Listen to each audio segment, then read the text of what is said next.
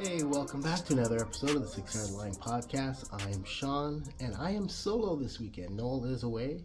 So this week, I will be recapping just a couple games. We'll be looking back at the Brentford win over Manchester United and Crystal Palace's 2-1 win over Liverpool.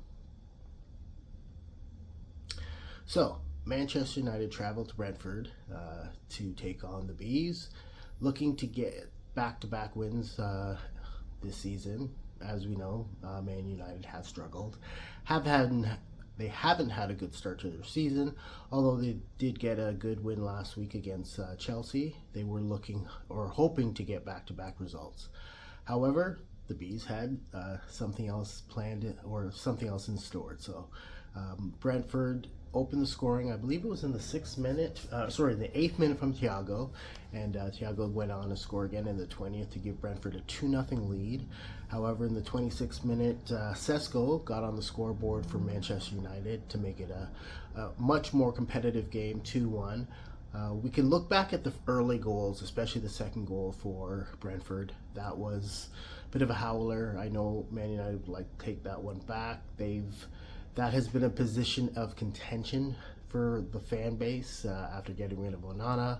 They were hoping things would settle down, but they have not really improved drastically so far this season, so it's still an area of issue for Manchester. But as I said, Brentford were up 2-1 and did seal the victory late in the game in the 90+5 from Matthias Jensen. He scored to give Brentford the 3-1 victory, or secure the victory for Brentford.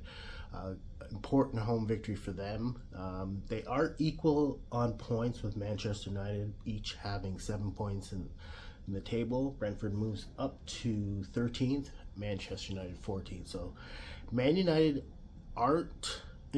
so far have not seen a major improvement on last season. They still are struggling in that same, bottom 10 in the standings. There's a lot of area where they just aren't clicking yet. Defensively, they're still struggling. In the net, we know that's been an issue for the past season or two, and they continue to struggle. Will things improve for them sooner rather than later, or will Amarin lose his job? Because a lot of people. There's been a lot of conversation on him and his position and his leadership, and a lot of questions of if he is the right man to continue to take Manchester United to the next platform, or back to where they once were, a top 6 club where they were competing for trophies. Under Amarin, definitely we haven't seen the improvement that I think a lot of people were hoping from, if you're a Manchester United fan. However, is the club willing to make that change this year? Are they going to bite the bullet and just see out this season? They've had a carousel of coaches over the past few years, over the past 5-6 years, where coaches barely last 2 years with them. So at some point, they're going to have to try to give somebody the opportunity to actually build something with this club. And maybe it is Amarin, I don't know. If you're a Man United fan, please let us know. But like I said, Brentford needed that victory. They've been struggling. They've been sitting in and around the relegation zone, so that 3 points was massive for them. Second victory of the season, so they, like I said, they moved up to 12th. Now this will, 13th. This will change as the season goes on, as things get more intense throughout the season. So Brentford, I don't anticipate them making a massive jump and going on a big win streak. There's still a lot of holes in that team, but give them credit where credit's due. Keller had a standout performance.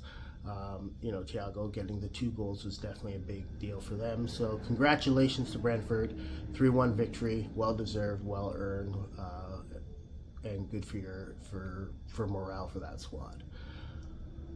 Man U, you know what? You'll have some time to kind of figure things out, try to settle, get organized, and we'll see what happens this coming weekend. If they're able to bounce back.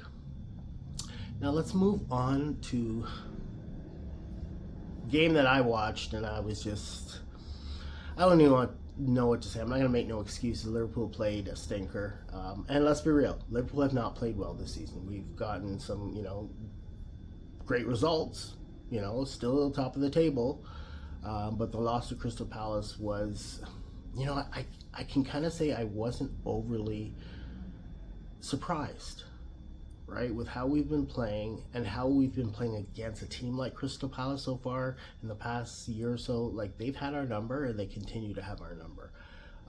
Glasner just seems to know how to set up against us and how to approach playing, our strengths or eliminating our strengths. So, you know what, 2-1 loss.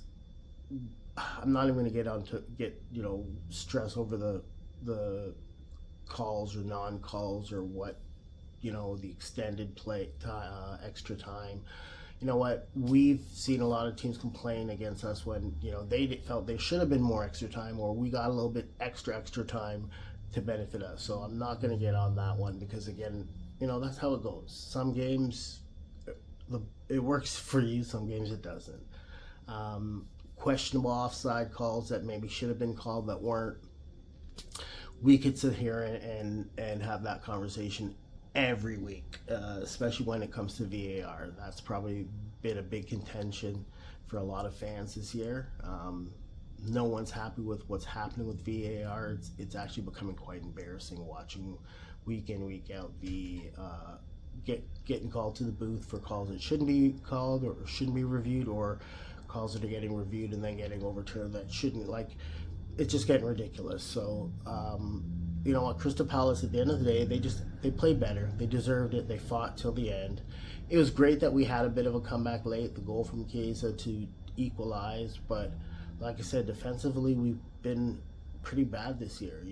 Alisson bailed us out throughout the game, and he was definitely the best player on the pitch for us. And there's a lot of players on that team that need to take a hard look at themselves. Now, mind you, I'm not going to be overcritical, because let's be real. One thing that people seem to have forgotten about Liverpool is the mental stress that this team had to deal with this summer and are still dealing with emotionally and mentally. The loss of a teammate, the way that they had to lose Diego Jota is unimaginable from, even from us. We're all feeling it from a fan base, but how we can't imagine what it's like for these players on a day-to-day basis. They're human beings, so we can't forget that has to play a factor in this team, in how they're dealing with things, how they're going about day-to-day, how it's affecting different players in different ways, where maybe it is somewhat affecting how their play is, right? So I hope Slot can figure things out. I have to say he's gotten some things wrong as of late, outside of the late substitutions, but I feel we shouldn't have to rely on that to win us games. We need to be more consistent from the start to the finish, and that's something he needs to focus on getting the team mentally ready for each week. So, like I said, hats off to Crystal Palace. Deserved 2-1 victory for you. Liverpool need to sort things out. They've got another big road game coming up this weekend. They can't continue to have these type of struggles. Who are they actually playing this weekend? Let's take a look at, because I know I did briefly mention, Liverpool's on the road to Chelsea.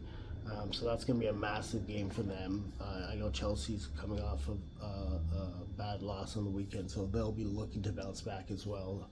And they will be at home at Stamford Bridge. So, like I said, Liverpool will have to come out ready, organized, focused, especially after they'll have their midweek Champions League game. So we'll see how things go after that. If they get a good result there, maybe that'll help for the weekend. If not, that could be back-to-back losses going into the Chelsea game. So we'll wait and see. Hopefully, like I said, I'll be watching, and I'm sure others will. And Noel and I will do a full recap next week with all the games, and we'll even probably take a look and see how Chelsea versus Liverpool went. So thanks again for stopping by here on the 699 podcast, and make sure if you're not already, hit that subscribe button, and don't forget, smash a like. Take care, y'all.